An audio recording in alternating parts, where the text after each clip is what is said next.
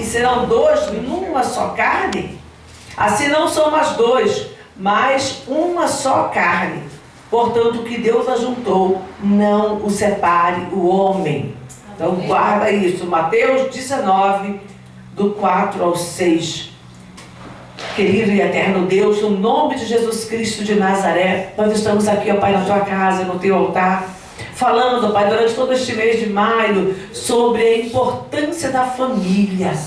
Que o Senhor, segundo a direção do teu Espírito Santo, nos conceda mais e mais a capacidade para que nós possamos compreender a importância e o valor da família que tu criaste, meu Pai. E o quanto isso é importante para a sociedade em que vivemos.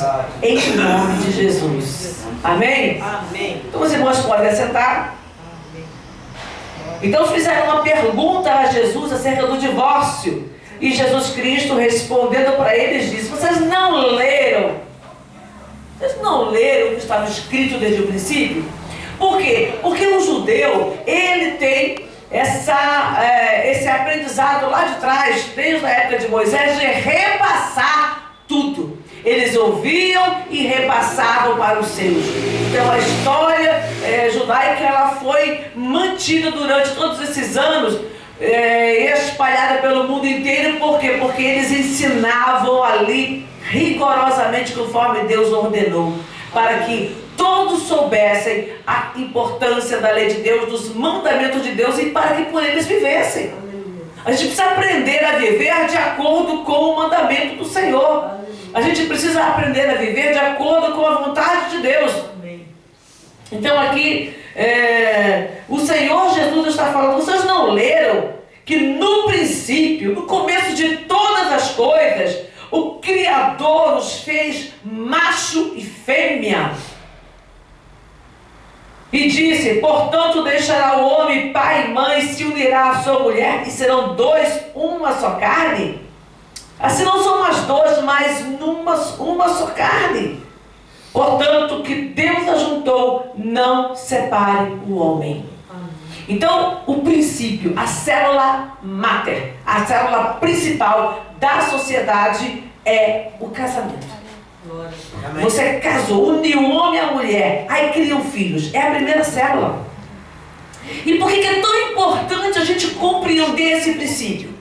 Por que isso é tão valoroso para a sociedade?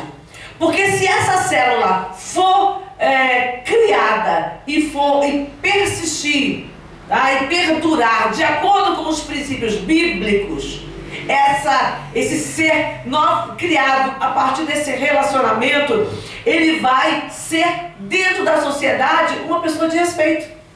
Ele foi criado num lar de respeito, ele foi criado num lar de temor de Deus, ele foi criado num lar com princípios, né, vindos de Deus. Então ele vai ser bênção na escola, vai ser bênção no trabalho, vai ser bênção aonde ele estiver, na família que ele vier a formar. Eu estava ouvindo um sociólogo falando de um pai que chegou perto dele e perguntou, né, numa reunião escolar e tal, ele perguntou para ele, o que a gente como família pode fazer para ajudar na escola? Ele falou assim: já está tudo errado.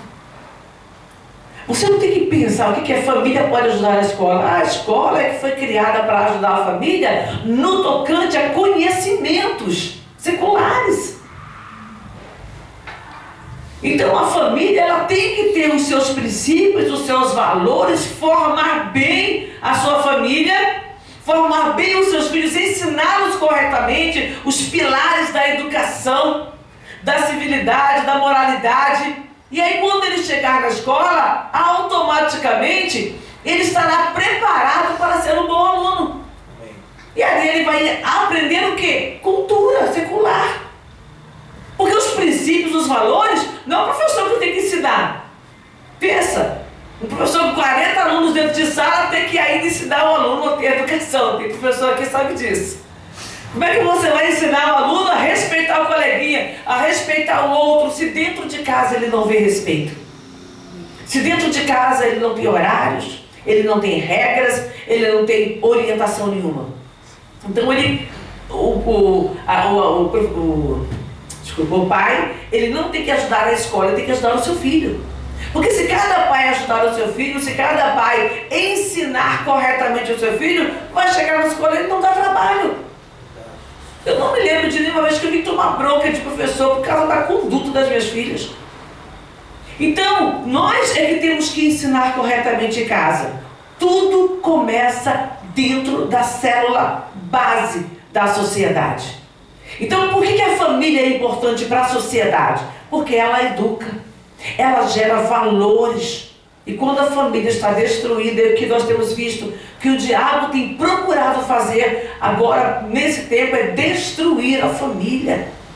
Tirar a autoridade da família, tirar os valores da família. Isso não é uma coisa do homem, não, irmãos. Preste atenção, isso é coisa do inferno. Porque desestruturando a família, a sociedade acaba. Nós vamos ver isso lá em Sodoma e Gomorra. Estava tudo bagunçado. Violência, promiscuidade. O que Deus fez? Deus destruiu. E quantas sociedades já foram destruídas porque haviam se corrompido. Então, se a família deixa de ser a base, a sociedade se corrompe porque não tem mais valor. Cada um faz como era no tempo dos juízos. Cada um fazia o que bem parecia diante dos seus olhos. E é isso que estão tentando de novo implantar na nossa sociedade. Cada um tem que fazer. A criança tem que deixar a criança escolher o que ela quer ser. Então, para que pai e mãe? Então, que fosse como os animais. O animal, a tartaruga põe lá os ovos e vai embora. Ela não sabe se alguém vai pisar, se alguém vai comer. Se a tartaruguinha vai conseguir chegar no mar, ela coloca lá um monte de ovos e vai embora. Que coisa triste. Mas é a lei da natureza para ela lá. Então ela já coloca 300 ovos, coloca aquele monte de ovos lá na praia e vai embora. Uma parte vai ser comida por outros bichos, ela faz parte do equilíbrio ecológico. Algumas vão chegar no mar e vão chegar à idade adulta e vão voltar lá na praia e vão colocar mais ovos. Mas aí faz parte do equilíbrio biológico. Para o ser humano, não. Tanto que a criança nasce indefesa de tudo. A criança precisa dos pais para ouvir os pais falar e aprender a falar. Ela precisa dos pais para se alimentar, para a sua higiene pessoal durante os primeiros anos de vida. Até que ela consiga comer sozinha, mas ainda precisa que os pais lhes tragam o sustento. Ela precisa aprender valores para que ela possa respeitar e se relacionar em sociedade. Então, a família, ela não pode ser destruída. Ela não pode ser desvalorizada, como está sendo, para que cada um faça aquilo que acha que é certo. E aí nós estamos vendo uma geração doente. Nunca se teve tanto trabalho com jovens como hoje. Pensa na quantidade de jovens que estão totalmente alienados. Totalmente alienados. Você escutar, como eu já ouvi várias vezes, que o aluno comentar: não, lá na escola, lá quando os alunos não querem uma aula, eles fecham o professor do lado de fora. Pega o material do professor, joga do lado de fora, o professor vai buscar e tranca a sala para o professor não entrar. Gente, isso existe. Não é longe não, é aqui no Brasil, aqui na nossa região. Antigamente, quando o aluno não queria assistir aula, ele fazia o quê? Matava a aula. Porque se ele fosse aprontado da escola, ele era expulso. Hoje você não pode expulsar um aluno. Para repreender tem que tomar maior cuidado. Aqui é cabular. Oi? São Paulo é cabular. Cabular. Você tem que... O aluno, então, ele está... já perdeu, muitos jovens, infelizmente, já perderam, né, o mínimo de bom senso. Não consegue fazer, prejudica o professor e prejudica os outros alunos que querem aprender. Prejudica os outros alunos que querem aprender. Então, nós precisamos voltar ao princípio. Toda vez que você se sentir confuso no tocante a qualquer coisa, volte ao princípio. E o princípio é a palavra. Amém. Não está escrito no Evangelho de João: no princípio era a palavra. Então a música, no princípio era a palavra, um com Deus Altíssimo. Então no princípio era a palavra. E é a palavra que nós temos que voltar sempre. Porque é na origem que você, é como um médico, ele vai, a gente vai lá, deu febre, toma um remédio. Aí daqui a pouco dá febre de novo, e dá cansaço, aí o médico vai ter que investigar a origem daquela enfermidade, daquele mal, para poder tratar e evitar os sintomas. Porque a febre é só um sintoma, a dor é só um sintoma de que alguma coisa não está mal. Então o médico tem que descobrir a raiz do problema para tratar, ou seja, onde aquilo se origina. Da mesma forma está a nossa sociedade. Se você quiser tratar a nossa sociedade doente, você tem que descobrir a raiz do mal. E a raiz do mal é o quê? A destruição da família, que é a primeira célula. Então, se eu não tenho essa construção feita corretamente, os filhos que nascem dali, é claro que existem exceções, mas dificilmente um filho que nasce de uma família totalmente desestruturada, ele vai conseguir progredir. Ele sofre e lá na frente faz outros sofrerem, porque ele está replicando aquilo que ele aprendeu lá atrás. Nós replicamos o que nós aprendemos dentro da nossa casa. Muitas vezes eu vejo meu esposo falar, não, você está fazendo igualzinho sua mãe, né? Você faz igualzinha. Não uma crítica, mas comentando. E muitas vezes eu vejo minhas filhas replicarem atitudes minhas. Então a gente vai replicar aquilo que a gente aprendeu dos nossos pais, isso é normal. Mas o bom é que fosse só as coisas boas, enquanto faz as coisas ruins também.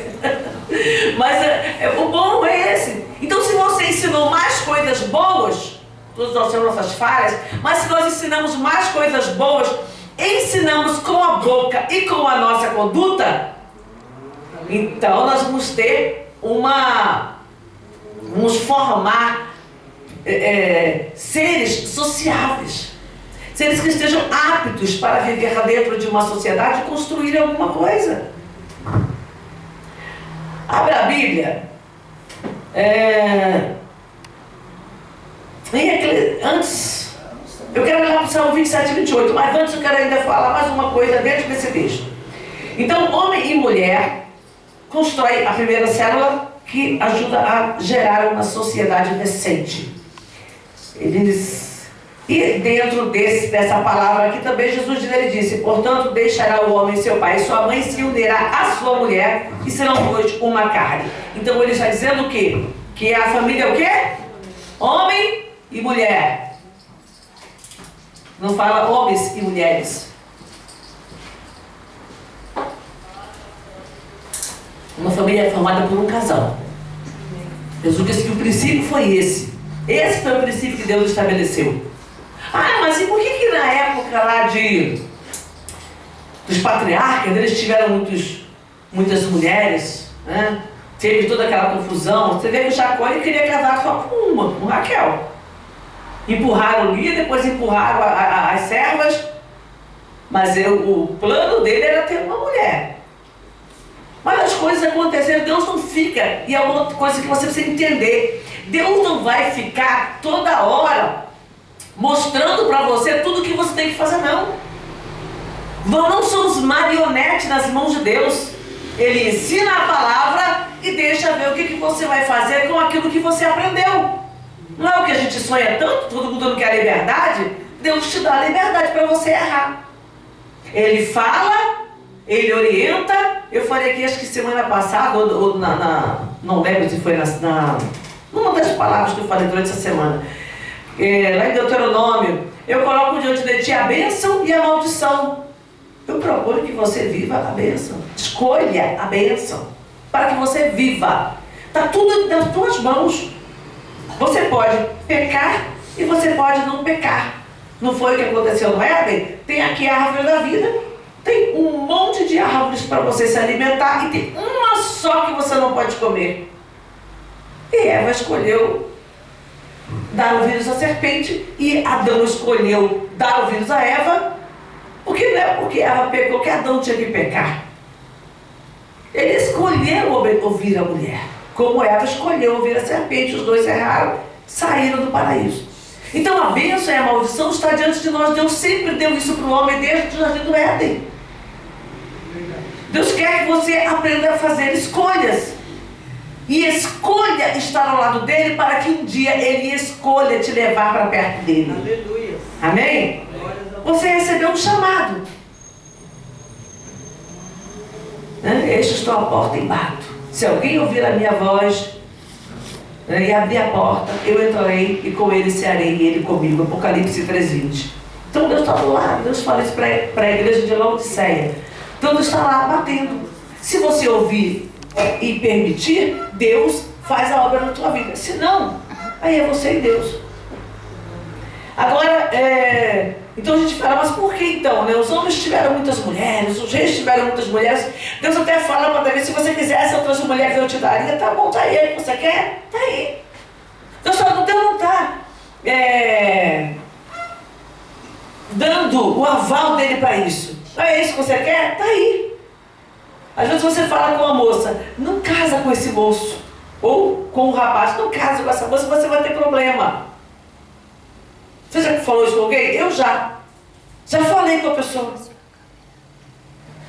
Mas eu amo esse homem. E Deus vai mudar. Porque Deus já falou que vai mudar. Porque ela saiu em tanto lugar pedindo profecia, que ela acabou ouvindo aquela profecia que ela queria e guardou só aquela.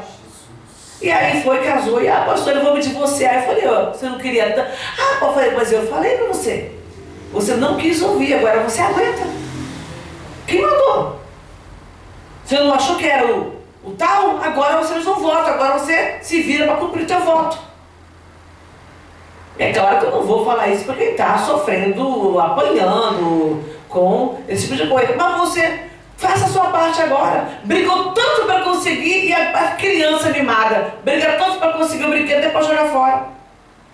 Não é assim. Então nós estamos. Aí fica um casamento, 2 casamentos, 3 casamentos, 4 casamentos e aquele monte de casamento perdido que foram o quê? Escolhas erradas. Deus deu para você o direito, você não soube escolher, achou que já era o tal, escolheu e deu errado, né? É claro que às vezes você é iludida, acontece, tá? São casos e casos, mas eu estou colocando no geral. Mas Salomão, vamos ver lá então. A Bíblia diz que Salomão teve 1000 mulheres. 700 princesas e 300 concubinas, não é isso? Ou é verso? Sempre faz confusão. Mulheres 700. Que eram esposas. 300 concubinas. E essas eram princesas, porque a esposa de rei é princesa. E 300 eram concubinas.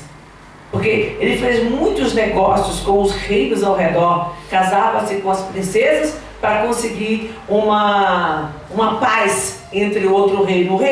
O rei daqui, eu não posso atacar o outro reino porque a filha daquele rei é minha esposa. E o rei de lá não posso atacar o rei de Salomão porque a esposa dele é minha filha. Então havia muito esse tipo de negociação, casamentos entre reinos, para que houvesse uma garantia de paz. Olha como que a palavra já perdeu totalmente o valor. Não adiantava empenhar a palavra, tinha que fazer um casamento para dar certo. Mas Salomão, esse homem cheio de mulheres, olha o que ele diz. Eclesiastes, capítulo 7. Gente, isso aqui é sério. Eu nunca tinha parado para pensar nisso. Versículos 27 e 28. Vedes aqui, isso achei, diz o pregador, conferindo uma coisa com a outra para achar a causa. Causa que a minha alma ainda busca, mas não a achei. Um homem entre 1000 achei eu, mas uma mulher entre todas estas não achei. Tem uma passagem que fala, tem uma outra tradução que diz uma mulher que mereça respeito. O homem teve 1000 mulheres e não achou uma que merecesse respeito. Por quê? Ele não se dedicou a nenhuma delas como esposa. Eram mulheres que ele tinha. Então tem muita gente fazendo isso, tem um monte de parceiros. O que você construiu com essa pessoa? O que você viveu com essa pessoa para que você aprendesse a respeitá-la? E se alguma delas merecesse o respeito dele, ele não enchia a casa dele de mulheres. E essas mulheres o fizeram pecar. Muitas mulheres que ele teve de outras nações, que construíram seus ídolos e no final da vida dele o fizeram pecar. O fizeram afastar-se de Deus. E aí ele chega à conclusão que é tudo vaidade e aflição de espírito. Então, claro, você tem um monte de relacionamentos, mas é uma coisa assim. Eu já ouvi a pessoa falar, eu vou casar, mas se ela não for do jeito que eu quero, eu separo. É óbvio que deu divórcio. E não foi uma nem duas pessoas. E hoje está cada vez mais fácil você ouvir isso. Eu vou casar, se não der certo, separa. Então eu já entro para o casamento com a mentalidade errada. Eu não entro com o casamento entendendo que diante da palavra ele é indissolúvel. Eu tenho poder para separar? Tenho. Tanto que separa, as pessoas separam. Mas isso é princípio bíblico? Não. São as nossas escolhas erradas que nos levam a isso. Muitas vezes a gente não tinha conhecimento da palavra, a gente não tinha entendimento, a gente foi fazendo achando que estava certo. Algumas vezes a gente foi iludida. Outras vezes nós fomos e não tivemos sabedoria. Estou colocando nós porque de um modo geral. Eu não posso não ter tido esse problema, mas a gente, como ser humano, a gente erra. Então às vezes você já vai achando que pode separar, então na primeira briga você não quer ter o trabalho de arrumar. E já começa a arrumar problema, não tem perdão, não tem relacionamento, não tem diálogo e tudo vai por água abaixo. Outras vezes você fez uma escolha realmente errada, você na hora não parou para pensar, foi movido pela paixão e a paixão acaba. Quantas pessoas que você olha, puxa, mas fulano você amava tanto, eles formaram um casal tão bonito, e por que de repente foi destruído esse casamento? Porque uma outra coisa importante, só o amor, eros, não basta. Nós temos que ter o amor agape. Aleluia. O amor eros é aquele amor carnal. Eu posso sentir um amor eros por uma pessoa, tá, eu devo sentir pelo meu marido. Mas o princípio, o amor básico para que o relacionamento frutifique tem que ser o amor agape. Aquele amor que está lá em Coríntios, primeira carta aos Coríntios, capítulo 13, do 4 a 8. O amor não pode ser fingido, o amor não trata com leviandade, não se irrita, não suspeita mal, tudo sofre, tudo suporta, tudo espera, tudo crê. Esse amor é que vai sustentar um relacionamento, esse amor é a base do relacionamento. Então se eu não tenho a palavra como base para a minha vida social, eu não vou saber criar meus filhos, eu não vou saber me relacionar com meu esposo, e aí a família fica toda perdida. E a gente, depois quando vai lá na frente, você, puxa vida, como foi, quantas coisas que eu poderia ter feito diferente. Eu mesmo criando minhas filhas na igreja, na presença do Senhor, ali, eu insisti, ensinei e tal. Eu ainda falo, puxa vida, tem muita coisa que eu poderia ter feito melhor. Tem muitas coisas dentro do meu relacionamento que às vezes eu falo, puxa vida, eu podia ter feito um pouco melhor. Eu podia ter agido um pouco melhor, eu podia ter, né? E a gente tem isso. Mas aí são coisas mínimas. Agora, duro é quando você tem coisas para lamentar de verdade, para se arrepender de verdade, né? Só que não adianta a gente olhar o passado, porque olhar para daqui para frente. Já fiz, já foi errado, perdão, Senhor, o Senhor viu que eu errei e tal, e agora vamos para frente. Vamos construir. Não estou falando uma mensagem para você agora ficar com pesar na sua vida e chegar em casa todo triste. Não! É porque a gente errou, a gente erra. Nós estamos dentro de um corpo limitado, de uma mente limitada. A nossa mente muitas vezes é pequena para compreender a grandeza de Deus. Mas a bênção é que a gente vai amadurecendo. E isso não tem fim. Como é bom a gente amadurecer. Eu estava ouvindo um vídeo esses dias, que eu recebi num dos grupos lá, nem lembro direito, que fala sobre a idade produtiva do homem. E eu falei, opa, 60 anos. Os grandes presidentes de empresas, 60 anos em diante, os grandes presidentes, a partir dos 60, os papas a partir dos 60, ou não sei o que lá a partir dos 60, prêmio Nobel da Paz, a grande parte deles depois dos 60. Porque o homem já parou, já está mais ponderado, já está mais analisador. Então ele já está mais prudente, já tem mais conhecimento de vida. Então a gente acerta mais a partir do momento em que os nossos anos vão avançando. Não é que eu tenho que chegar aos 60 para ser inteligente, para ser abençoado, para ser sábio, né? Muitas vezes a inteligência está lá atrás, na mocidade, mas não consegue unir a inteligência com a sabedoria, porque a sabedoria ela é adquirida com o tempo de vida. Então tem gente que não consegue isso. A velhice dá frutos. Velhice, na velhice, por isso que o profeta Isaías fala, na velhice darão frutos, serão viçosos e florescentes. Por quê? Porque você ainda tem muito para dar para a sociedade. Tanto que a sociedade judaica, a sociedade japonesa, que são sociedades de um nível tecnológico, de um nível intelectual muito grande, eles valorizam o idoso. Você já parou para pensar nisso? Que as sociedades que se destacam muito são as sociedades que cuidam e que valorizam os seus idosos? Então a gente precisa pensar nisso. Por quê? Porque a idade ela traz sabedoria, ela traz maturidade. Vamos lá então, Salmos 27 e 28. Eu vou ler os dois, mas vou tentar ler rapidamente para a gente não prolongar. Tenho procurado manter as mensagens dentro de meia hora. Hoje que eu falei, nossa, eu marquei certo aqui, estava indo por errado. Salmos 127 e 128, que fala sobre a família. Se o Senhor não edificar a casa, em vão trabalham os que a edificam.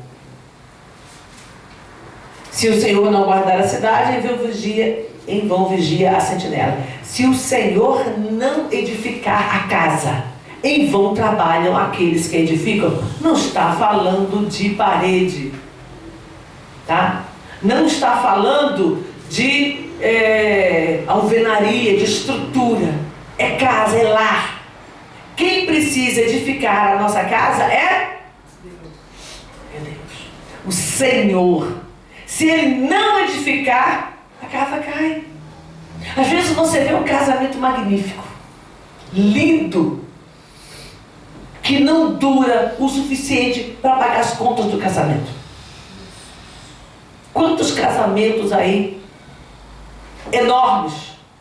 Eu conversei uma vez com um senhor e ele estava falando da filha dele que tinha casado, e eles fizeram o casamento numa fazenda, da família, helicóptero, soltando flores, né? Aquela coisa toda, aquela beleza toda.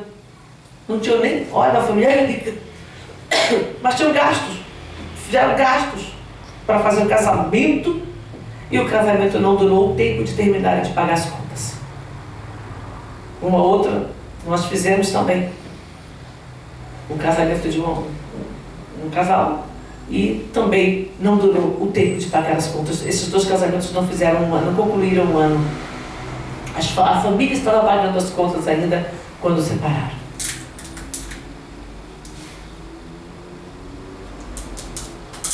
Se o Senhor não edificar a casa, em vão trabalham aqueles que a edificam.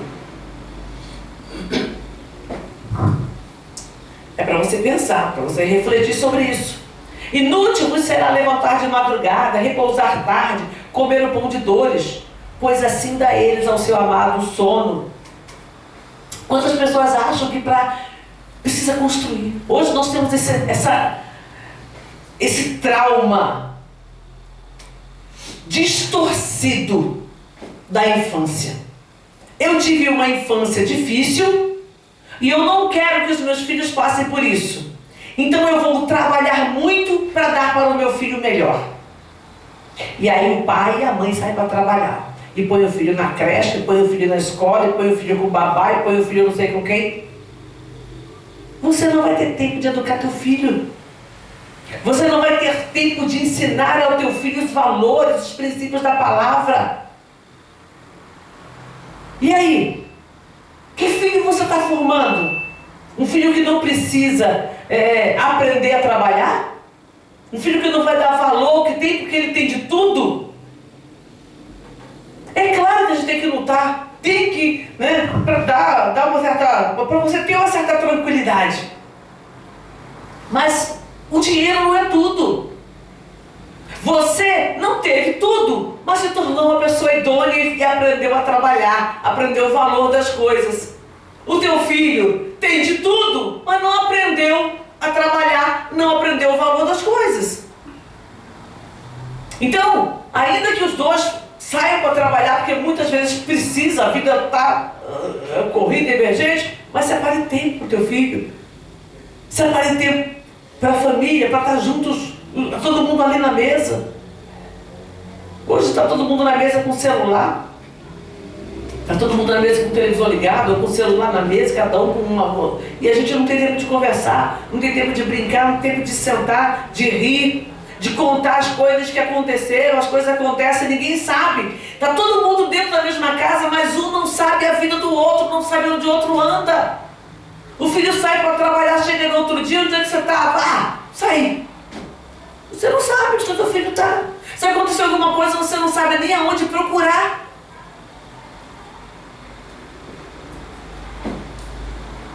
Se o Senhor não edificar a casa, inútil será levantar de madrugada, repousar tarde. Inútil, é o que a palavra diz. É inútil você levantar cedo, você repousar tarde, você comer o pão de dores. Entenda, assim dá Deus aos seus amados o sono. Deus quer te abençoar, Deus quer te prosperar, Deus quer te honrar. Não é que Deus queira que você viva na miséria, não. Deus quer honrar. Mas calma. Separe tempo para a tua família, para a família que você está construindo, porque depois não vai dar tempo. Quando você parar, quando a tua vida já estiver estável, os teus filhos já estão grandes, casados ou perdidos. Muitas vezes perdidos e você não consegue recuperar. Quando você vai descobrir, o teu filho já é usuário de droga, já é traficante, já é ladrão, já está fazendo um monte de coisa errada aí, está perdido. Porque você não tem tempo. Você não tem tempo para isso. Uma vez eu vi uma mãe numa reunião de escola, brigando com a professora. Mas o meu filho, ele tem que estudar, porque eu dou tudo para ele. Peraí. Eu trabalho o dia inteiro, eu não tenho tempo, mas eu dou tudo para ele. Então ele tem que estudar porque eu dou tudo para ele. Ela não ensinou ele a estudar, ela não estava lá para ler. Ela não estava lá para acompanhar, porque ela não tem tempo. E aí começou a brigar com a professora e queria bater no filho, porque o filho tinha que estudar, porque... Então, cadê, gente? Cadê a estrutura para a sociedade? O que esse filho vai fazer lá na frente? Já mostrou, já está mostrando o erro. Ele já estava naquela época, isso já faz muitos anos, meu filho era pequeno, ele já estava ali numa reunião escolar de Fundamental 1, mostrando que ele estava com dificuldades na escola. E a desculpa da mãe é que ele não podia fazer aquilo porque ele tinha tudo. Não é o tudo que você quer dar para a pessoa que vai mudar a estrutura de vida dessa pessoa. Então nós precisamos tomar cuidado e cuidar corretamente da nossa família. Eis que os filhos são herança do Senhor. Filho é bênção. Filho é bênção. Eis que os filhos são herança do Senhor e o fruto do ventre o seu galardão. Eu tenho 3 galardões que eu recebi aqui no meu ventre. Às vezes você não gera no ventre aqui, né? Biológico, você gera aqui no coração, né? Adota. Então você toma para si como filho, tem que estar dentro do mesmo critério. Como flechas na mão do valente, assim são os filhos da mocidade. Que uma flecha, como é que um valente, um guerreiro, pensa agora no guerreiro, com arco e flecha na mão. A flecha, ela tem que estar bem aparelhada, bem reta, tem que ser de uma madeira boa. Ela tem que ter aquela setinha lá certinha, lá a ponta dela lá certinha. E ela, quando é lançada por um valente, ela tem um alvo certo. Qual é o alvo? Aonde você quer que teu filho chegue? Tem pessoas que pegam a flecha e sai de qualquer jeito atirando. Não atingir alvo nenhum. Está só de brincadeira. Tem gente que está de brincadeira com os filhos. Os filhos são flechas. na mão de um valente. Você tem que deixar aparelhar bonitinho, tratar bonitinho, para quando você lançar a flecha, ela atingir o alvo. Aonde você quer que teus filhos cheguem? Lute para isso. Mire, faça uma boa pontaria para que ele chegue no alvo certo, para que ele produza alguma coisa boa. O filho que chega no alvo certo, quando os pais se prepararam, o filho estudou, o filho hoje é formado, hoje ele é útil à sociedade, porque é uma pessoa de caráter, é uma pessoa bem formada, e ela chega lá no alvo para ser bênção na vida de outras pessoas.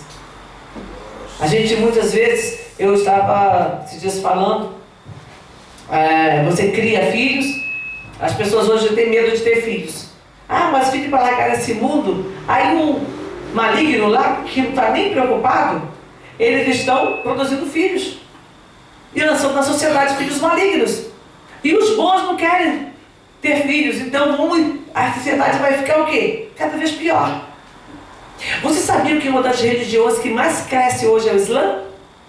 Não é só por causa dos adeptos, não, é porque eles geram filhos, muitos filhos. Eles têm o objetivo de povoar a terra, de espalhar a religião deles para todo lugar. Então eles geram filhos. Para que, e já tem uma previsão de alguns aí, nós sabemos, nós cremos no milagre de Deus, na misericórdia de Deus, mas nós temos a expectativa dessa religião no ano tal, das contas, será a maior religião do planeta. Porque eles estão se espalhando nos países e gerando um monte de filhos. Eles têm o quê? O alvo. São flechas na mão de valentes e tem um alvo. Bem-aventurado o homem que enche dele da sua aljava. Não serão confundidos quando falarem com seus inimigos à porta. 28. Bem-aventurado aquele que teme ao Senhor e anda nos seus caminhos, pois comerás do trabalho das tuas mãos. Feliz será e te irá bem. Olha aí. A tua mulher será como a videira frutífera aos lados da tua casa, os teus filhos como plantas de oliveira à roda da tua mesa. Pensa bem, o plantas de oliveira é coisa boa. A oliveira é que produz o azeite, é onde você tem a unção. Então, se você tem uma mulher que é parceira, que é amiga, que é chegada, você diz lá em Provérbios, o próprio Salomão fala, né? Que aquele que alcançou uma mulher achou o favor do Senhor. Ele não conseguiu, teve muitos, mas não conseguiu, porque ele não se dedicou. Mas ele sabia que quem encontrasse uma mulher decente, encontraria o favor de Deus. Que bênção. Então, a tua mulher será como a videira frutífera aos lados de tua casa, os teus filhos como plantas de oliveira à roda de tua mesa. Este que assim será o quê? Abençoado o varão que teme o Senhor. Então vamos cuidar da nossa família, vamos zelar pela nossa família. E para nós finalizarmos, Deuteronômio capítulo 6, versículos 6 e 7.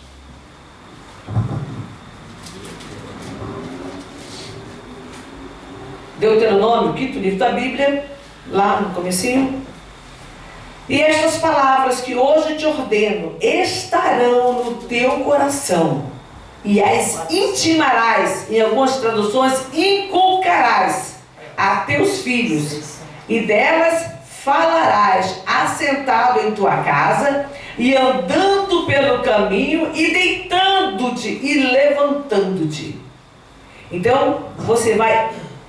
Essa palavra aqui, Deus manda aos filhos de Israel que falem desta palavra, né? Veja, estas palavras que hoje te ordeno estarão no teu coração. Em primeiro lugar, a palavra precisa estar aqui.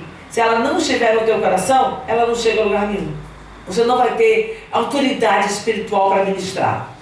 E as intimarás ou inculcarás, coloca aqui, ó, dentro da cabeça, a teus filhos, e dela falarás, assentado na tua casa, andando pelo caminho, deitando e levantando. Acorda falando, deita falando, vive, anda falando, está em qualquer lugar, está falando. Qualquer lugar. Você está andando, está falando, e está vivendo, e é a palavra, e é a palavra, e é a palavra. Às vezes os filhos até falam assim, mas mãe, calma, mãe, tudo tudo é errado, tudo é toda hora falando, mas fala. Vai falando, vai inculcando, para que aquela palavra penetre no coração da pessoa. Vença as barreiras, vença tudo aquilo que a pessoa tem de reserva, né, de restrição à palavra, para que a palavra fique implantada. E aí possa então gerar frutos. Ela precisa penetrar para poder gerar frutos. E aí nós vamos ter uma sociedade útil, uma sociedade melhor, uma sociedade abençoada. Amém? Graças a Deus. Vamos orar, vamos falar com Deus neste momento.